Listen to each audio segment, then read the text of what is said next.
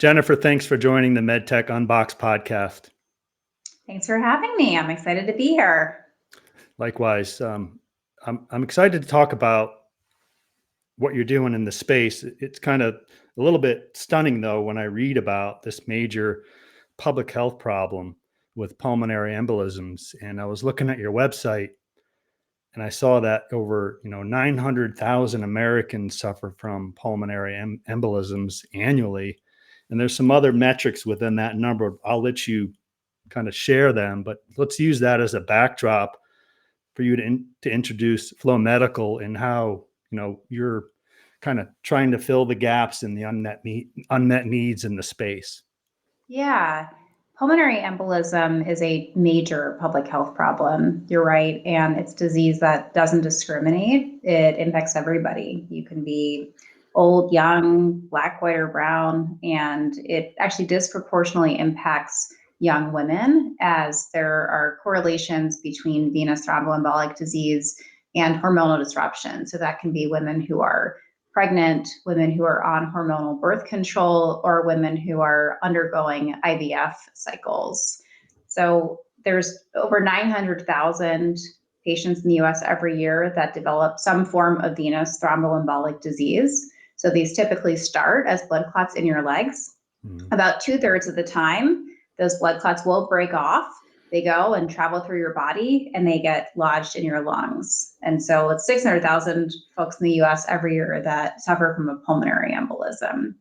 And when you have a PE, patients feel it very acutely. So they feel short of breath, and they're typically triaged in the emergency department.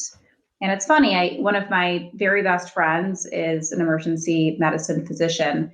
And we were saying pulmonary embolism is one of those really common disease states that I'd say the general population doesn't know a whole lot about. So if you talk to the average adult American, they know what a stroke is, they know what a heart attack is, but they don't know what a pulmonary embolism is, despite this being the third leading cause of cardiovascular death. And it's actually the leading cause of preventable in-hospital mortality. So we have this discussion all the time where she says, yes, I'm diagnosing patients with pulmonary embolism every week in the emergency department, and people just don't know what it is. So there's a big need for more awareness in our population about blood clots and understanding the symptoms. So, for these 600,000 patients, the vast majority, as mentioned, are going to be identified in the emergency department.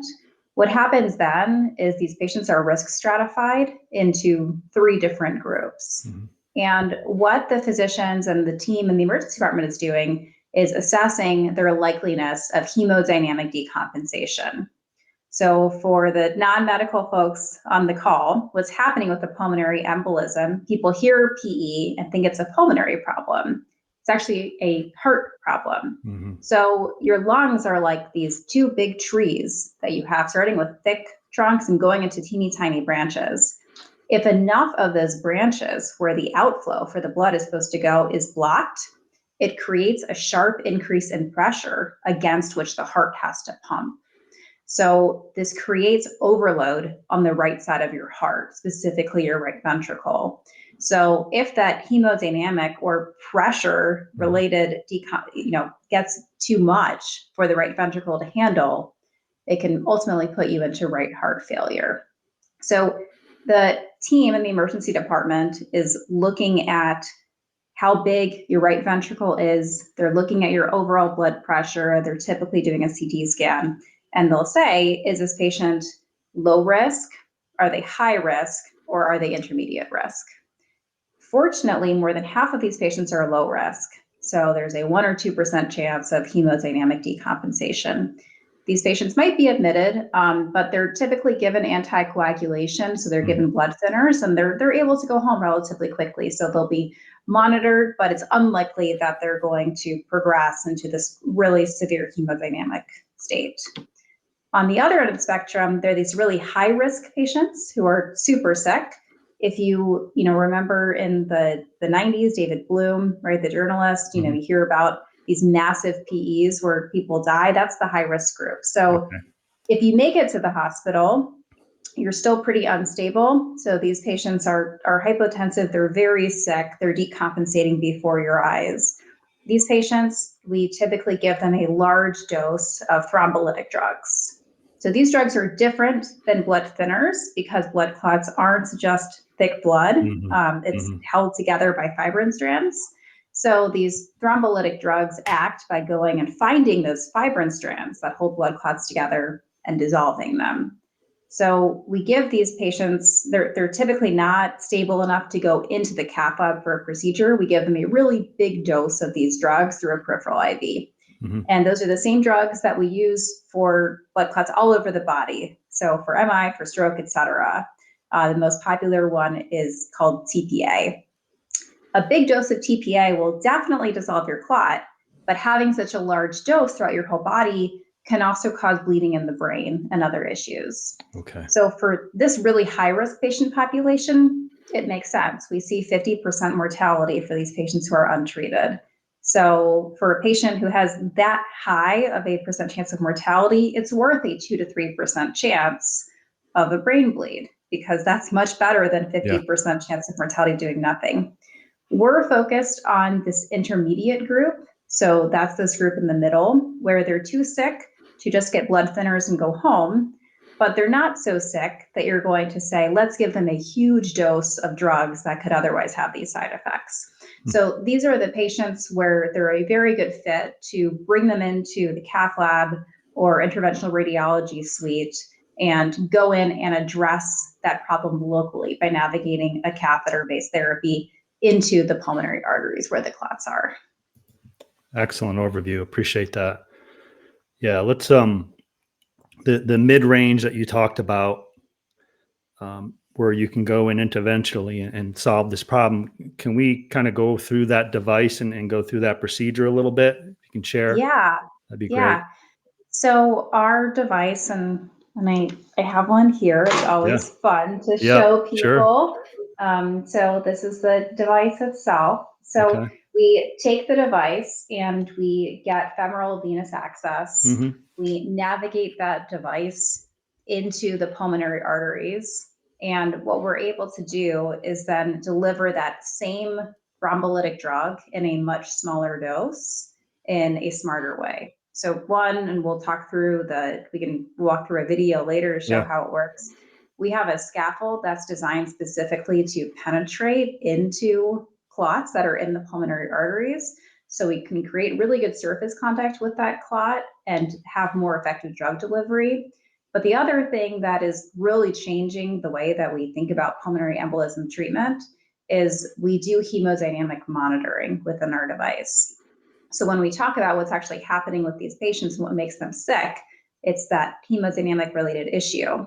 We are able to, we use a sensor within our device to track pulmonary artery pressure in real time while we are infusing those drugs. And what that does is allow us to take a true precision medicine approach to cardiovascular disease. So we know exactly how much to give each patient to treat those issues. Okay, so this isn't a retrieval device or a protection device. You're delivering a drug as well. Okay. Yes. And when you look at our device on our website and our presentations, people say, oh, this looks like a stent retriever. And it definitely has that look. But when you actually see it in action, that scaffold is a drug delivery tool. So it's different than what the naked eye might think. That's exactly what I thought. I was like, okay, it's a scaffold to capture. And I'm like, what are these little balls? Right? And it sounds like I had it the opposite, right? Possibly. You are definitely not the first person to say that. And clearly we got to work on our website a little bit, but I'm just coming out of SIR and it's so funny. You hand the device to a physician and they start saying, oh, it's a retrieval. And then I have our syringe and then I bolus it and they go, what? And there's nothing like sprinkling somebody in the face with a little bit of water to give them a nice surprise and show them, oh, here's how it works. Okay, so now this is even more interesting to me, at least, because I was a little off. So yeah, let's get into it and go through that device if you can. Yeah, would you like me to walk through the video? Sure, that'd be great. Perfect.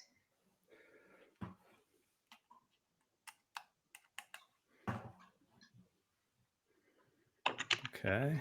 There we go. Okay. Perfect.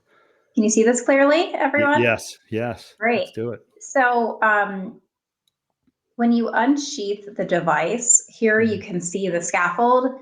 There are laser cut I'm holes just for your seeing the thrombolytic flow. drug. I'm, I'm just seeing the flow medical. Oh I see it. no, all right, hang on. Okay. We're gonna have to edit this. Well, no problem. We can do that. Okay, let me try it again. Okay. Are you seeing it? Are you seeing it? Let me try playing it and then we can start over. Are you seeing it play now? I don't see anything right now. Maybe we You need don't to see share anything again. now. You need to share again, Okay. maybe.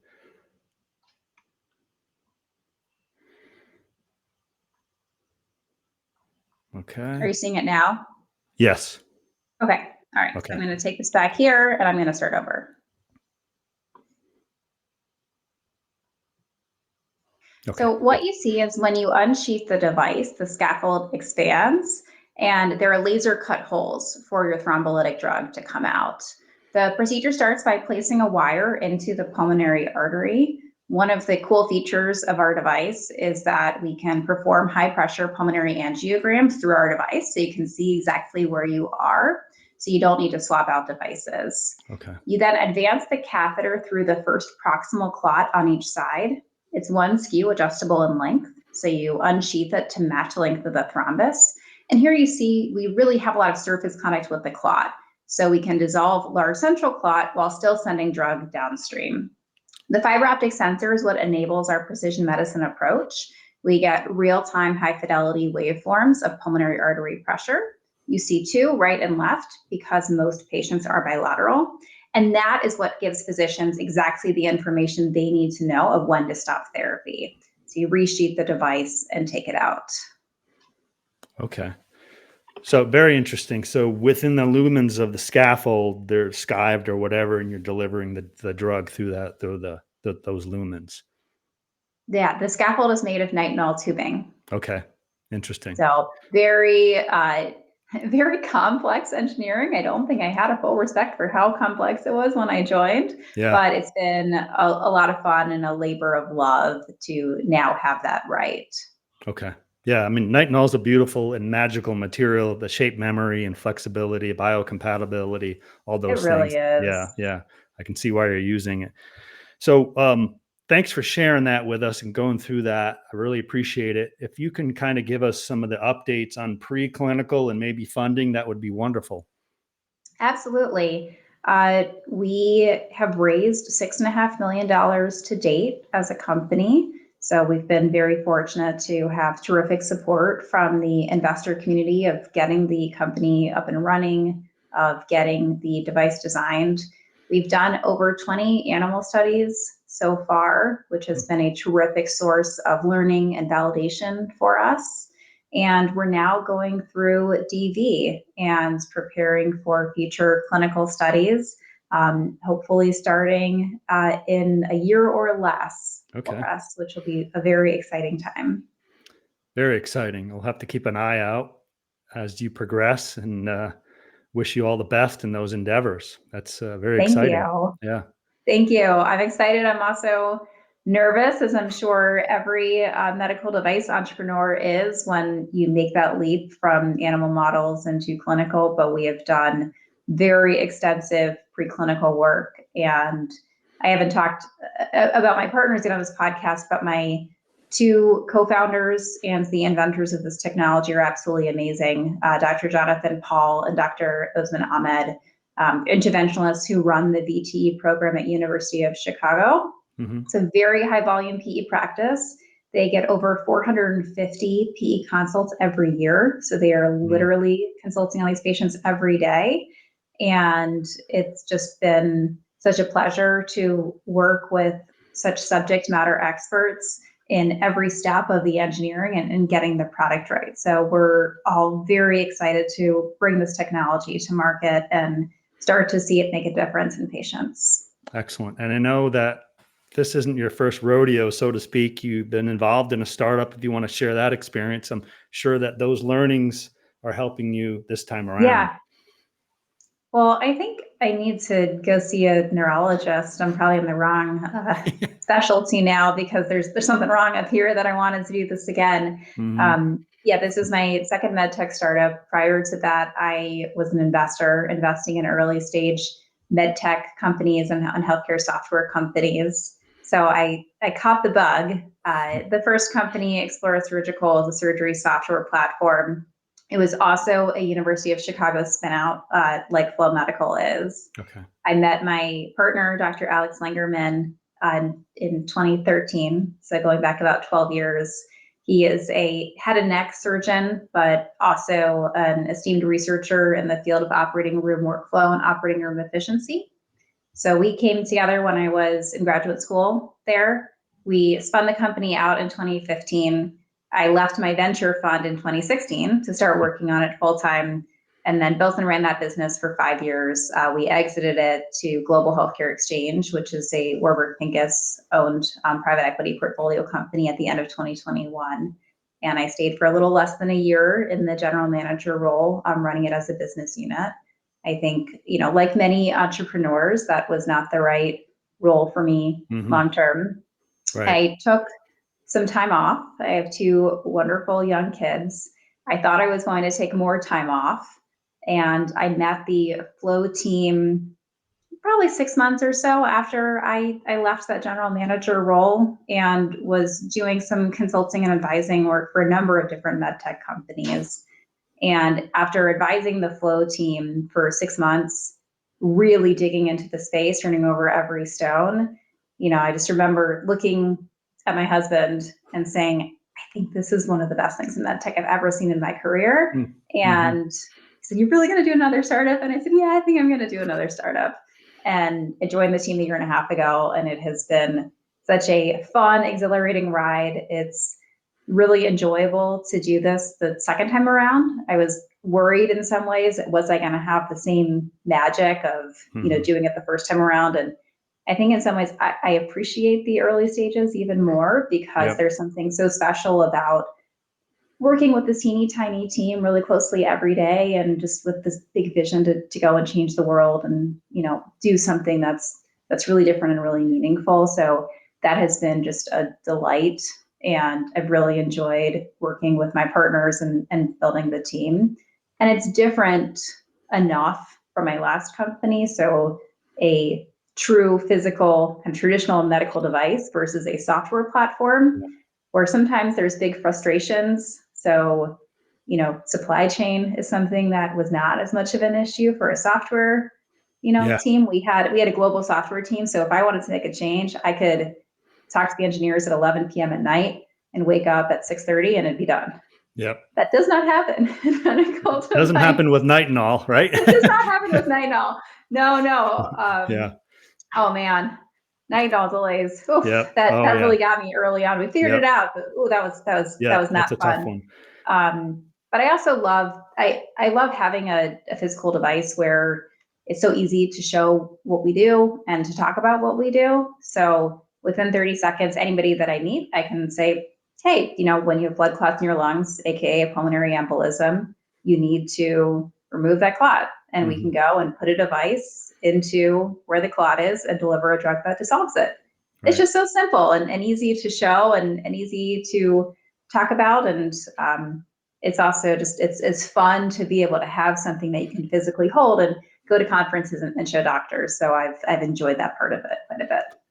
And we wish you the best of luck as you move forward, because if this works out as planned, you will truly change the world because it's a major public health problem, like we said. That is very much our hope. I think we've seen personalized medicine have a very big impact in oncology and in other medical specialties. We are, I think, just on the cusp of starting to see what we can do in cardiovascular disease.